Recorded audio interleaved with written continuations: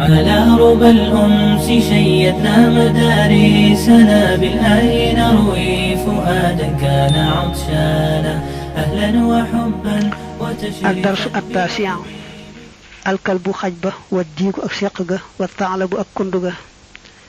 ذهب دمون كلب أبخج وديك أكسيق يتفسحان دي برومناد ويدي فيخلو.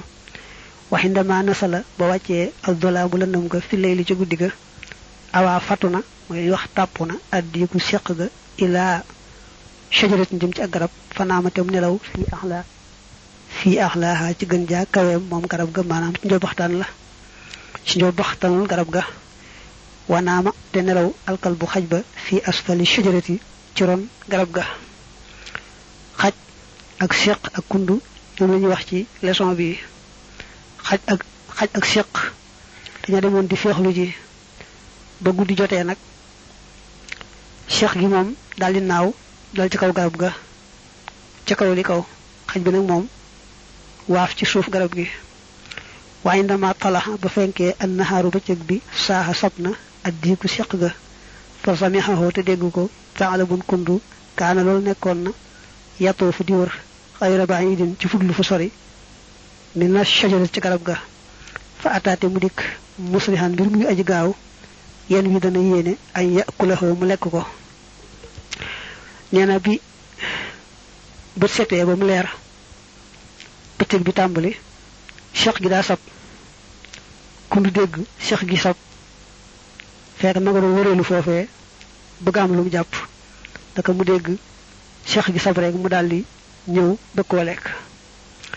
xala waxna at-ta'labu kunduga li diiki ñew cheikh ga ne ko inzil waccal ya hazizi yow ku for ki ci man li uhanni aka ngir man ndokkel la ala sawti ka ci sa kaddu gi al jamil gi aji rafet moy gi aji neex kundu day sekk waccal way man ndokkel la ci sa kaddu gu neex gi deg na ni nga sabé legi dal ni mu neexé harafa xamna addi ku sekk ga hilata ta'la bi pexem kundu ga fa ajaba te mu tontu ko ne ko yam baxi dana yalla la ka ñel antu waxiza nga yee awalan ci njalbeen harisal babi garde ñep buntu bi fa ho mom naimun aji nelaw la fi asfala ci suuf fa isa fataha bu ubbe rek la ka ñal albab buntu bi fa inni naka man anzilu dana wacc hindak fa yow fi hini ci saasay saasa cheikh gi da xamne kundu gi bëggul lu may lek ko